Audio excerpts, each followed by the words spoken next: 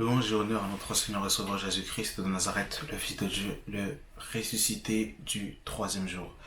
Je rends grâce au Père des Esprits pour cette inspiration sur la divinité de Jésus-Christ de Nazareth. Alors nous allons faire plusieurs séries de vidéos consacrées à ce thème, si Dieu le permet. Et je voudrais introduire ce sujet par la Trinité. Les apôtres ont-ils prêché la Trinité? Nous avons déjà fait un enseignement sur l'origine de la Trinité. Je mettrai le lien à la fin de cette vidéo pour ceux qui veulent aller voir sur l'origine de la Trinité. Mais aujourd'hui, on va plutôt se focaliser sur l'enseignement apostolique si nos aînés ont prêché cette doctrine, cet enseignement. Et je vais aussi en même temps afficher la définition de la Trinité et la définition de la triade pour que vous puissiez voir qu'est-ce que le mot Trinité veut désigner dans le dictionnaire, tout simplement. Le dogme de la Trinité, par définition, qu'est-ce qu'il veut dire? Eh bien, tout simplement, la Trinité, eh bien, nous parle de trois personnes distinctes qui forment une seule et même personne. Et c'est une définition qui est complexe et contradictoire en même temps, parce qu'on nous parle de trois personnes distinctes, mais qui sont en même temps une seule personne. En résumé, c'est ça la définition de la Trinité. Et le problème avec le mot personne qu'on attribue à Dieu, ça pose problème. Parce que Dieu, le Père, n'est pas une personne.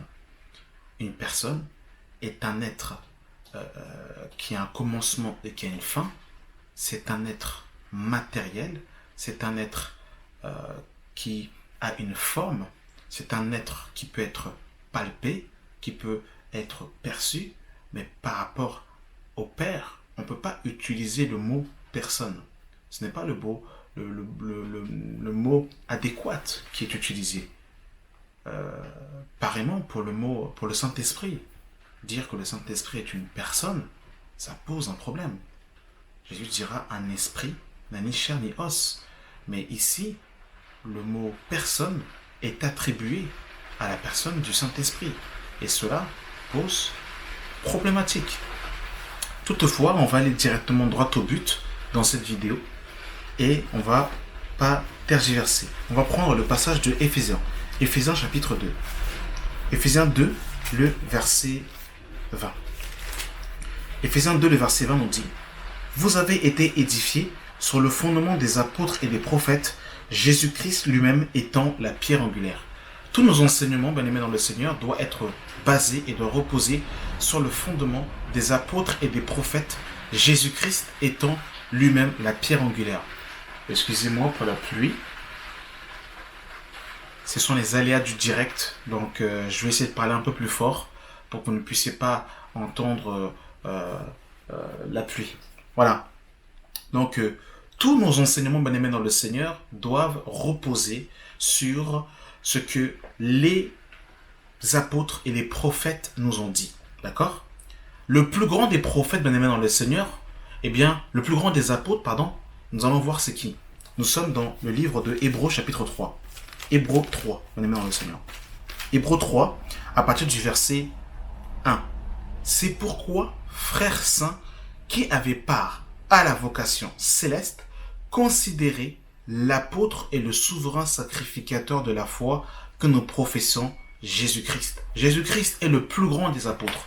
Et Jésus-Christ, homme, en venant sur la terre, nous a présenté le véritable et le Dieu unique, le Dieu un. C'est ce que nous allons voir dans les Écritures. Nous sommes, bien-aimés dans le Seigneur, dans le livre de Matthieu, chapitre 4.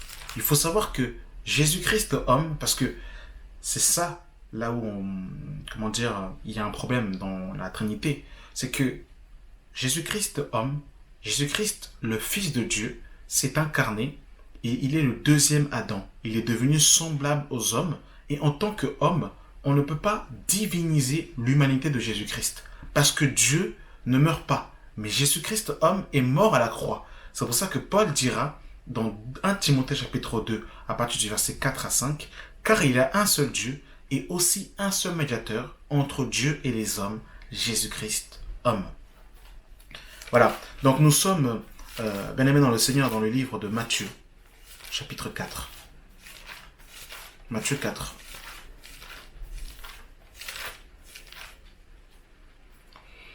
Nous sommes lors de la tentation. Matthieu 4 à partir du verset 8. Le diable le transporta encore sur une montagne très élevée et lui montra tous les royaumes du monde et leur gloire. Et il dit, je te donnerai toutes ces choses si tu te prosternes et m'adores. Jésus lui dit, retire-toi Satan, car il est écrit, tu adoreras le Seigneur ton Dieu et tu le serviras lui seul. Alors le diable le laissa. Tu adoreras le Seigneur ton Dieu et tu le serviras lui seul. Jésus-Christ, qui est l'apôtre par excellence, le prophète par excellence, est venu confirmer la loi de Moïse selon Matthieu chapitre 5, où il dira, je ne suis pas venu abolir, mais accomplir. Et la prière la plus connue chez les Hébreux se trouve dans le livre de Deutéronome 6, le verset 4. Nous le verrons par la suite. Jésus-Christ est venu nous présenter le Dieu un, le Dieu unique. Jésus-Christ, qui est l'apôtre par excellence, qui est le prophète par excellence, eh bien, ne nous a pas présenté, eh bien, une triade. Il ne nous a pas présenté un Dieu à trois têtes. Voilà. On va lire, bien aimé dans le Seigneur, l'Écriture pour que voilà, tout ce que nous disons soit basé sur la parole de Dieu. Luc 18, le verset 18. Un chef interrogea Jésus et lui dit, « Bon maître, que dois-je faire pour hériter la vie éternelle ?» Jésus lui dit, « Pourquoi m'appelles-tu bon? Il n'y a que de bon que Dieu seul. Il n'y a que de bon que Dieu seul. » Amen. Nous continuons la lecture où Jésus nous présente le Dieu unique. Nous sommes dans le livre de Marc. Marc, bien-aimé dans le Seigneur. Marc 12, le verset 28. Un des scribes qui les avait entendus discuter, sachant que Jésus avait bien répondu aux Sadducéens, s'approcha et lui demanda, « Quel est le premier de tous les commandements ?» Jésus répondit, « Voici le premier. Écoute Israël, le Seigneur notre Dieu est l'unique Seigneur. Tu aimeras le Seigneur ton Dieu de tout ton cœur, de tout ton cœur, de toute ton âme, de toute ta pensée et de toute ta force. Voici le second, tu aimeras ton prochain comme toi-même. Il n'y a pas d'autre commandement plus grand que cela. » Le scribe lui dit, « Bien, maître, tu as dit vrai que Dieu est unique et qu'il n'y a point d'autre que lui. » Amen. Voilà l'enseignement de Jésus-Christ de Nazareth. Nous sommes dans le livre de Jean, chapitre 17. Jean 17. Le verset 3. Or, la vie éternelle, c'est qu'ils te connaissent, toi, le seul vrai Dieu, et celui que tu as envoyé, Jésus-Christ. Amen. Voilà l'enseignement de notre Maître, l'enseignement de Jésus-Christ. Allons voir ce que les apôtres ont enseigné à ce sujet. Nous allons voir ce que l'apôtre Paul nous a révélé. Nous sommes dans le livre de 1 Corinthiens chapitre 8, le verset 4. Pour ce qui est donc de manger des viandes sacrifiées aux idoles, nous savons qu'il n'y a point d'idole dans le monde et qu'il n'y a qu'un seul Dieu. Qu'il n'y a qu'un seul Dieu. Car s'il y a des êtres qui sont appelés Dieu, soit dans le ciel, soit sous la terre, comme il existe réellement plusieurs dieux et plusieurs seigneurs, néanmoins, pour nous, il n'y a qu'un seul Dieu, le Père, de qui viennent toutes choses et pour qui nous sommes, et un seul Seigneur, Jésus-Christ, par qui sont toutes choses et par qui nous sommes. Amen. Voilà ce que la parole de Dieu nous dit. Un seul Dieu est Père. Il n'est pas question de trois personnes distinctes en une personne. Non, c'est pas ce que les apôtres nous ont prêché. Nous sommes dans le livre de... Que Dieu soit béni pour sa parole. Désolé pour le bruit des voisins. Nous sommes dans le livre de Éphésiens chapitre 4, à partir du verset 4.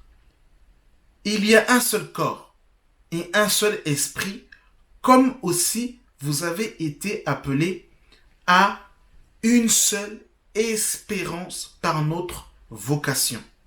Il y a un seul Seigneur, une seule foi, un seul baptême, un seul Dieu et Père de tous, qui est au-dessus de tous et parmi tous et en tous. Amen. Un seul Dieu et Père. Yes. J'aime ça. J'aime la parole. Amen. Nous sommes dans le livre de 1 Timothée, chapitre 2, à partir du verset 5. Car il y a un seul Dieu et aussi un seul médiateur entre Dieu et les hommes, Jésus-Christ, homme. Amen. Yes. Oui. Voilà ce que la Bible dit, mes bien-aimés dans le Seigneur. Est-ce que nous avons rajouté ici? Est-ce que nous retranchons? Non. Nous disons ce qui est écrit. Nous prêchons l'enseignement apostolique que les apôtres ont prêché. Nous sommes dans le livre de Jacques, chapitre 2, le verset 19. Tu crois qu'il y a un seul Dieu, tu fais bien, les démons le croient aussi et ils tremblent. Amen. Yes. Voilà, bien-aimés dans le Seigneur, ce que les apôtres ont prêché. Un seul Dieu. Le problème de la Trinité, c'est qu'on veut expliquer Dieu avec la sagesse humaine et charnelle. Et on dissèque Dieu comme un saucisson, alors que l'Écriture ne nous parle pas de la Trinité. Je répète encore, quand on parle du Fils de Dieu, on parle du dernier Adam.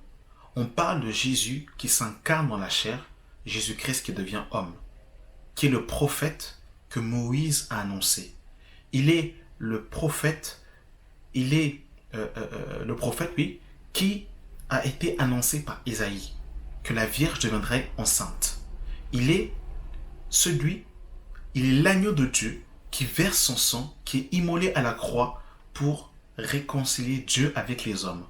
En tant qu'homme, bien-aimé dans le Seigneur, Jésus-Christ avait des faiblesses. Par exemple, Jésus-Christ, selon Jean chapitre 4, était fatigué du voyage. Jésus-Christ, dans le jardin de Gethsémanée, était troublé dans son âme, était effrayé. Jésus-Christ, selon Jean chapitre 11, pleura lorsque, Lazare va mourir. Jésus-Christ, en tant qu'homme, dormait dans la barque. En tant qu'homme, il a été tenté en toutes sortes de tentations. En tant qu'homme, il est mort à la croix. En tant qu'homme, il priait. En tant qu'homme, il a eu des douleurs quand on l'a frappé au visage, quand on l'a crucifié à la croix, quand il devait porter sa croix. Toutes ces choses, il l'a faites en tant qu'homme, afin que tu sois le modèle de fils que le Père veut que tu sois sur la terre. Ça veut dire qu'on ne peut pas diviniser l'humanité de Jésus-Christ. Oui, en lui habitait corporellement toute la plénitude de la divinité, mais c'est en tant qu'homme que Jésus-Christ est venu sur la terre pour nous sauver. C'est pour ça qu'on ne peut pas diviniser l'humanité de Jésus-Christ, parce qu'il est véritablement le second Adam. Il est véritablement le modèle que nous devons avoir sur la terre. C'est pour ça qu'en tant qu'homme, il pouvait dire « Le Père est plus grand que moi ». C'est pour ça qu'en tant qu'homme, eh bien, dans la barque, il pouvait dormir. En tant qu'homme dans le désert, le diable a pu le tenter parce qu'il avait faim. Or, selon Jacques, Dieu ne peut être tenté. Mais Jésus-Christ, en tant qu'homme, a été tenté. Et ça, il faut comprendre l'incarnation. Le Jésus-Christ devenu homme. En tant qu'homme, il n'a pas triché, il n'a pas menti, il était réellement homme, comme toi et moi, et par le Saint-Esprit, il a marché pour faire la volonté de Dieu. En tant qu'homme, en tant que prophète, en tant qu'apôtre par excellence. Est-ce que vous comprenez, bien aimés dans le Seigneur? Ça, c'est ce que les apôtres nous ont prêché. On va voir maintenant ce que les prophètes nous ont dit. D'accord? Nous sommes dans le livre de Deutéronome. Chapitre 6. Que Dieu soit béni pour sa parole. Deutéronome 6, verset 4. Écoute Israël, l'Éternel notre Dieu est le seul Seigneur. Tu aimeras l'Éternel ton Dieu de tout ton cœur, de toute ton âme, de toute ta force. C'est la prière la plus connue chez les Hébreux, chez le Shema Israël. Shema Israël, Adonai Eloheinu, Adonai Echad. Vous savez pourquoi beaucoup de chrétiens n'arrivent pas à toucher les témoins de Jéhovah et n'arrivent pas à toucher les musulmans? Parce que quand vous présentez le dogme de la Trinité à un musulman, il se braque tout de suite. Parce que dans son esprit, il ne peut pas concevoir que Dieu est trois. Quand vous parlez à un témoin de Jéhovah et que vous parlez de la Trinité, il se braque tout de suite. Parce qu'il ne peut pas considérer et prendre en compte le dogme de la Trinité. Qu'est-ce que c'est un dogme que les apôtres, que les prophètes ne nous ont jamais enseigné dans l'Écriture? Voyez-vous, bien aimés dans le Seigneur, c'est ça le problème majeur aujourd'hui. Et c'est ce que, justement, nous disons. Que Dieu soit béni pour sa parole.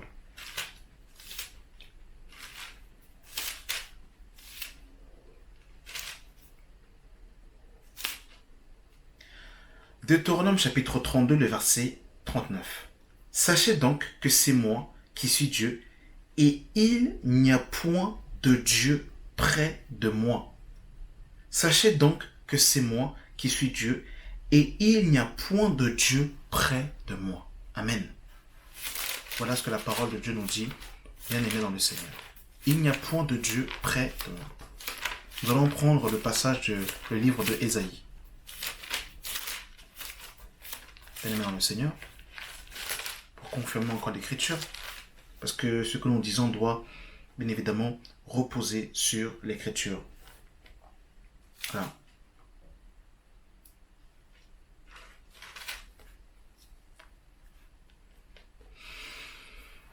Ésaïe chapitre 43, le verset 10. Vous êtes mes témoins, dit Yahweh, vous et mon serviteur que j'ai choisi, afin que vous le sachiez, que vous me croyez et compreniez que c'est moi. Avant moi, il n'a pas été formé de Dieu, et après moi, il n'y aura point de Dieu. C'est moi, moi qui suis Yahweh, et hors moi, il n'y a point de sauveur. C'est quand même terrible, bien-aimé dans le Seigneur. C'est quand même terrible. C'est moi, moi qui suis Yahweh, et hors moi, il n'y a point de sauveur. Voilà ce que la Bible dit, bien-aimé dans le Seigneur. Amen. Nous sommes dans le livre de Ésaïe 44 à partir du verset 6. Ainsi parle Yahweh, roi d'Israël et son rédempteur. Je suis l'Éternel des armées. Je suis le premier et je suis le dernier, et hors moi, il n'y a point de Dieu. Ésaïe 44, le verset 8. N'ayez pas peur et ne tremblez point. Ne te laisse pas dès longtemps annoncer et déclarer, vous êtes mes témoins. Y a-t-il un autre Dieu que moi? Y a-t-il d'autres rochers? Je n'en connais pas. Amen. Voilà ce que la parole de Dieu nous dit, bien aimé dans le Seigneur. Voilà. Ésaïe 44 à partir du verset 24. Ainsi parle Yahweh, ton rédempteur, celui qui t'a formé dès ta naissance. Moi, Yahweh, j'ai fait toutes choses. Seul, j'ai déployé les cieux. Seul, j'ai étendu la terre. Ésaïe 45, le verset 5. Je suis Yahweh, il n'y en a point d'autre. Hors moi, il n'y a point de Dieu. Je t'ai saint avant que tu me connusses. C'est ainsi que l'on sache du soleil levant au soleil couchant que hors moi, il n'y a point de Dieu. Je suis Yahweh, il n'y en a point d'autre. Amen. bien-aimés dans le Seigneur. Verset 18 de Ésaïe 45. Car ainsi parle Yahweh, le Créateur des cieux, le seul Dieu qui a formé la terre, qui l'a faite, qui l'a affermie, qui l'a créée pour qu'elle ne fût point désert, qui l'a formée pour qu'elle fût habitée. Je suis Yahweh, il n'y en a point d'autre. Amen. Nous sommes dans le livre de Ésaïe 45, toujours à partir du verset 21. Déclare-le, faites-les venir, qu'ils prennent conseil les uns des autres. Qui a prêté ces choses dès le commencement et depuis longtemps les a annoncées? N'est-ce pas moi, Yahweh? Il n'y a point de Dieu que moi. Je suis le seul Dieu, juste et qui sauve. Tournez-vous vers moi et vous serez sauvés, vous tous qui êtes aux extrémités de la terre. Car je suis Dieu et il n'y en a point d'autre. Je le jure par moi-même, la vérité sort de ma bouche et ma parole ne sera point révoquée.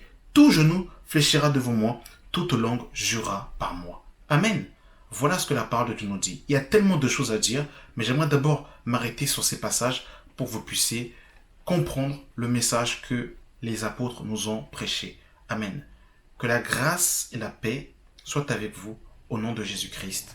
Amen.